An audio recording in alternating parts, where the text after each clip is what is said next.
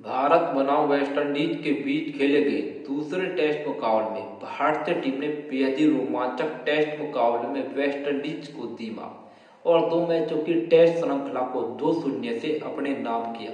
इस मुकाबले में वेस्टइंडीज की हमें तारीफ करनी होगी। एक कमाल का मैच देखने को मिला। वेस्टइंडीज के बल्लेबाजों ने भारतीय गेंदबाजों के पसीने छुटाए और कमाल की स्पिरिट दिखाई। फॉलो ऑन के बावजूद भी भारत को 122 रन का टारगेट दिया। मैच को 5 दिन तक ले गई। पहले मुकाबले में तो भारतीय टीम ने वेस्टइंडीज को एक तरफा मैच में रोंदा था और मैच 3 दिन में समाप्त हो गया था। लेकिन यहाँ पर वेस्टइंडीज के बल्लेबाजों ने कमाल की स्पिरिट दिखाई, कमाल की बल्लेबाजी की, भारतीय गेंदबाजों के पसीने छुटाए और एक विशाल स्कोर बोर्ड पे लगाया। फॉलो ऑन के बाद वेस्टइंडीज की यह फाइट कमाल की रही। मैच भले ही भारत ने जीता लेकिन दिल वेस्टइंडीज ने जीता। इस मुकाबले की शुरुआत हुई भारतीय कप्तान सुमन गिल के टॉस जीतने के साथ। गिल ने टॉस जीता और पहले बैटिंग का फैसला किया। भारतीय टीम के इस फैसले को यशस्वी जायसवाल ने कमाल का साबित किया। जायसवाल पहले मुकाबले में तो अपने स्कोर को बड़े स्कोर में कन्वर्ट नहीं कर सके, लेकिन इस बार जायसवाल ने इस अपॉर्चुनिटी को नहीं खोया।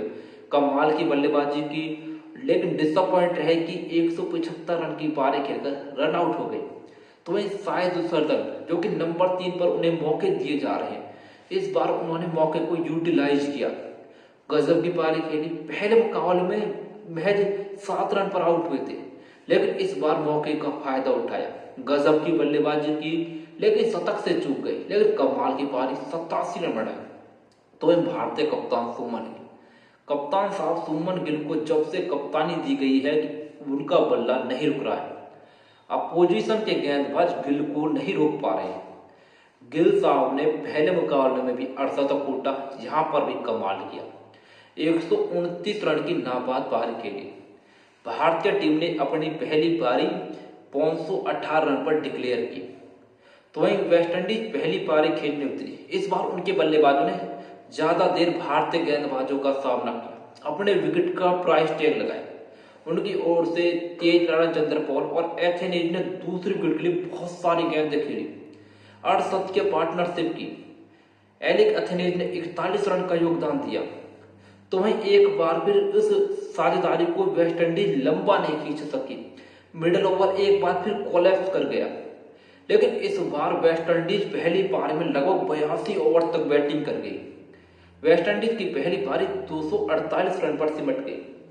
भारतीय कप्तान सुमन गिल ने फैसला किया कि वेस्टइंडीज को फॉलो ऑन दिया जाए, लेकिन यह भारतीय कप्तान सुमन गिल के करियर की बहुत बड़ी गलती रही, क्योंकि वेस्टइंडीज के ओपनर जॉन कैम्पबेल और शाई होप ने भारतीय कप्तान के इस फैसले को बहुत ही गलत साबित किया और भारतीय गेंदबाजों को कई दिन तक बॉलिंग कराते रहे। मतलब कि भारतीय गेंदबाज दूसरे दिन बॉलिंग करने लगे थे और चौथे दिन तक लगातार गेंदबाजी ही करते रहे। जॉन कैम्पबेल और शाई होप ने भारतीय गेंदबाजों के पसीने छुटा दिए। भारतीय टीम के कप्तान के इस फैसले को बहुत ही गलत साबित किया। जॉन कैम्पबेल और शाई होप की इस पार्टनरशिप ने सभी को चौंका दिया। मतलब सभी को चौंका दिया। किसी ने ये एक्सपेक्ट ही नहीं किया था। सबको लग रहा था कि एक बार फिर मुकाबला 3 दिन में समाप्त होगा। भारत रनों और पारी से एक बार फिर बड़ी जीत हासिल करेगी। लेकिन वेस्टइंडीज इस बार अलग मंसूबे से उतरी।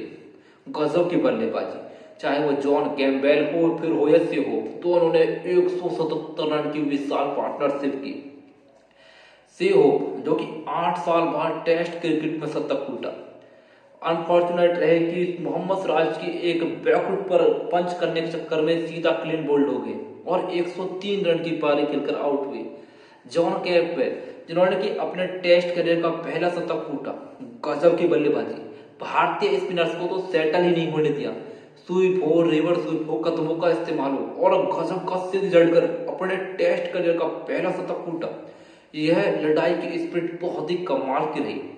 जॉन कैम्पबेल रिवर्स स्वीप खेलने के चक्कर में 115 बनाकर जडेजा का शिकार बना। तो कप्तान रोस्टन चेस ने भी आकर इस बार अपनी प्राइस टैग लगाया अपने विकेट का। भारतीय गेंदबाजों को खूब मेहनत कर रहे, लेकिन डिसअपॉइंट रहने की कुलदीप यादव की एक छोटी गेंद पर आउट हुए। कप्तान रोस्टन चेस 40 रन की पारी खेलकर आउट हुए। तो वहीं चौका तो सबको दिया जायडन सील्स और जस्टिन ग्रीव की 10वीं विकेट की पार्टनरशिप ने। मतलब भाई साहब सब सोच रहे थे कि विकेट अब गिरेगी अब गिरेगी अब गिरेगी, लेकिन गिरी ही नहीं। चौथे दिन के दूसरे सेशन को एम्पायर्स ने आधे घंटे भी एक्सटेंड किया, लेकिन दोनों आउट ही नहीं हुई। 10वीं विकेट के लिए 50 रन जोड़ दिए थे टी ब्रेक तक। टी ब्रेक के बाद भी उसी काम को जारी रखा। यह पार्टनरशिप अब कमेंटेटर और भारतीय दर्शकों के लिए सिरदर्द बन चुकी थी। दोनों गजब की बल्लेबाजी कर रहे थे और जस्टिन ग्रीव ने तो अपना अर्धशतक भी कूटा। जैडन सिर्फ कमाल की बल्लेबाजी कर रहे थे। जसप्रीत बुमराह को 2 चौके लगा चुके थे, लेकिन एक बेहतरीन फ्लिक के चक्कर में जसप्रीत बुमराह ने उनकी पारी को समाप्त किया। भारतीय टीम को 122 रन की बढ़त मिली, लेकिन भारतीय टीम की शुरुआत उसमें भी खराब रही। जमेल वॉरिकर ने यशस्वी जायसवाल की पारी को 8 रन पर समाप्त किया। लगा कि अब थोड़ा सा मैच रोमांचक हो सकता है, लेकिन चौथे दिन की समाप्ति होने तक केएल राहुल और साई सुदर्शन ने इस मैच को अंडर कंट्रोल किया, परिस्थिति को संभाल लिया।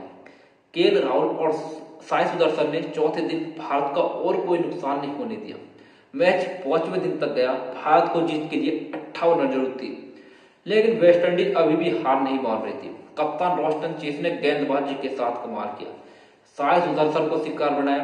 कप्तान साहब शुभमन गिल, जो पहली पारी में 129 रन बनाकर नाबाद गए थे, उनको भी 13 रन पर आउट किया। लेकिन कमाल लाजवाब राहुल एक छोर पर डटे हुए थे। विनिंग शॉट भी उनके बल्ले से निकला। राहुल ने 58 रन नाबाद बनाए। भारत ने मुकाबले को 7 विकेट से जोड़ दिया।